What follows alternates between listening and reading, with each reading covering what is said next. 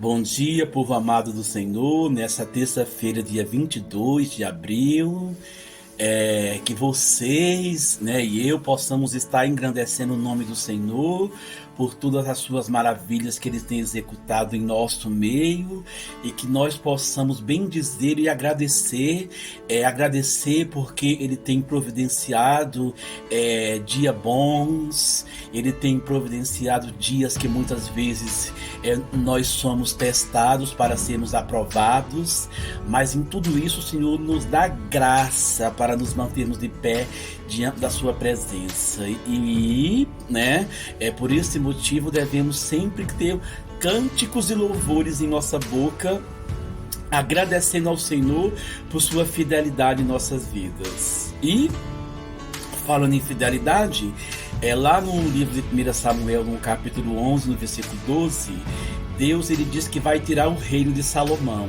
porque Salomão depois foi infiel a Deus, casou com muitas mulheres estranhas de povos estranhos e começou a praticar aqueles atos estranhos de adoração a deuses estranhos, de adorar os exércitos dos céus, estrelas, o sol, a lua, e fazer imagens e colocar no alto, e o povo subia lá e sacrificava. Em suma, tudo que o Senhor Deus ele proibiu que não construísse deuses, porque o único Deus era ele. E aí Deus falou que, através do profeta Samuel, que iria rasgar o reino de Salomão, ou seja, o reino de Salomão iria ser entregue a outros povos depois da sua morte, como realmente foi. Depois que Salomão morreu, o reino se dividiu, entre reino do norte e reino do sul, e assim, conforme é sabido, Salomão instituiu muitos impostos durante o seu reinado, e depois da sua morte, o povo, as tribos que compunham Israel, eles foram pedir que esses impostos fossem amenizados, foram pedir a Roboão, seu filho.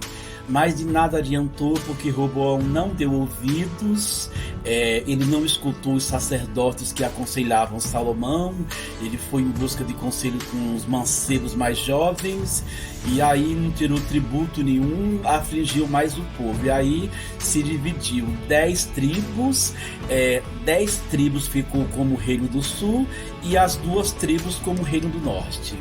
E o povo ficou dividido, e isso facilitou muito para que eles fossem rendidos diante dos inimigos, porque eles não eram mais um, eles eram um povo dividido. Isso facilitou para que os inimigos obtivessem vitória, porque assim, quando um povo está dividido, é mais fácil para que o inimigo possa destruir. Mas em suma, Deus havia feito uma promessa de que rasgaria o reino de Salomão, como se foi ali um calendário, Mas por amor a Davi, Deus falando, por amor a Davi, meu servo, não vou tirar o seu reino, Salomão, nos seus dias, ou seja, depois da sua morte.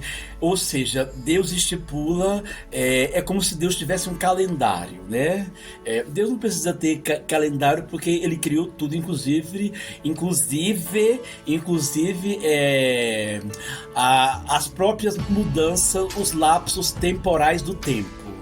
E isso é importante, embora eu utilizei esse texto assim, da retirada do reino de Salomão, porém não foi nos seus dias, foi após a sua morte, mas isso nos identifica um certo calendário ali, que Deus estipulou prazos para que as coisas acontecessem, E a sua palavra não volta vazia, e realmente depois da morte de Salomão, o reino de Judá e o reino de Israel foram entregues nas mãos de seus opressores por algum período, por algum tempo. E assim, que calendário é esse? É as determinações de Deus. Mas isso nos faz refletir também que no nosso dia a dia devemos ter calendário para nós também, para cumprir os nossos prazos, as nossas datas, os nossos compromissos. Por exemplo, hoje é terça-feira, dia 22 de abril de 2025. Quais são seus compromissos para hoje?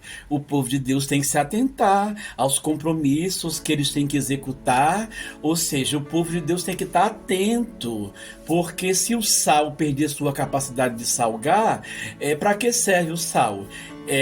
Nesse sentido também o povo de Deus fica alerta, tem um prazo a cumprir. Deus, quando dizia que ia fazer alguma coisa, ele determinava prazos. Ana, por exemplo, Ana quando foi pedir um filho a Deus, ela fez o voto, e depois que o seu filho Samuel estava na fase de desmame, ela lembrou, né? Ou seja, eu vou cumprir o voto em determinado tempo. Esse tempo é o calendário, é o lapso temporal. Depois, ou seja, ela se atentou quando o tempo estava findando, que Samuel já estava ali no desmame.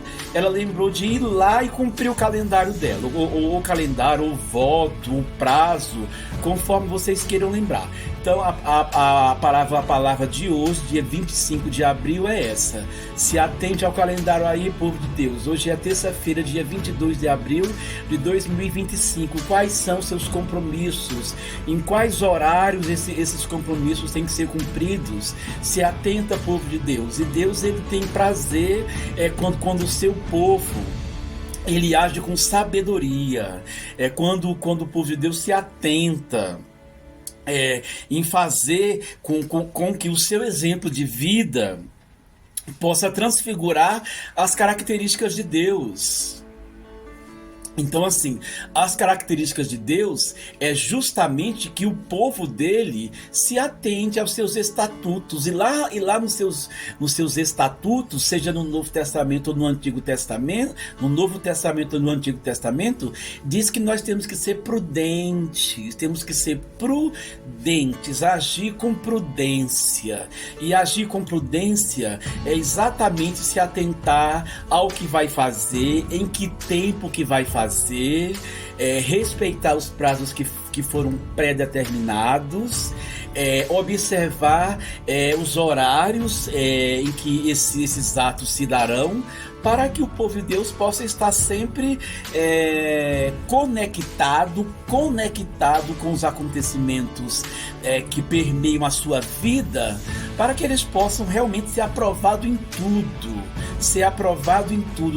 na vida exemplar, na obediência a Deus. E assim o povo de Deus ele vai sendo referência. Por isso que Deus não queria que o seu povo se misturasse com os costumes dos outros povos. Aqueles povos que eu já falei: cananeus, heteus, heveus, jebuseus, amalequitas, filisteus, cananeus, amorreus e muitos outros povos ali. Eles tinham costumes que não eram costumes que permeavam a obediência. Eram simples, além de desobedecer os estatutos do Senhor Deus Todo-Poderoso, com atos horrendos, eles não tinham compromisso algum, e desobedeciam simplesmente conforme a sua vontade, ou conforme os atos ali das suas entidades, né? Aqueles atos que eles faziam no propósito de obter alguma coisa das supostas entidades. E assim, embora eles fizessem ali em um determinado lapso temporal, pedindo colheita maravilhosa, pedindo chuva, isso não ocorria. Porque quem tinha o controle de tudo era Deus. E aí a gente tem a conclusão que na verdade as coisas acontecem no prazo que o verdadeiro Deus coloca pra gente.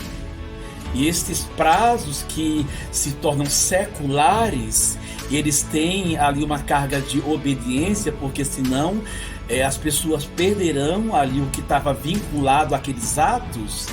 Deus ele nos ensina que devemos ficar atentos para fazer o que é correto nos prazos corretos, porque se nós estipularmos os nossos próprios prazos irresponsavelmente, achando que que quem delega e que quem faz o comando do tempo e dos prazos somos nós, nós simplesmente seremos confundidos.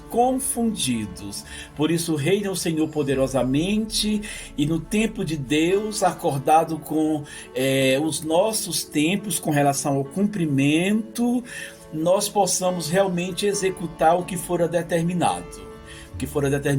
Para que possamos usufruir das consequências da obediência, tanto aos atos de Deus, como aos atos seculares que estão vinculados e subordinados às autoridades humanas. É isso, que Deus abençoe. Amém.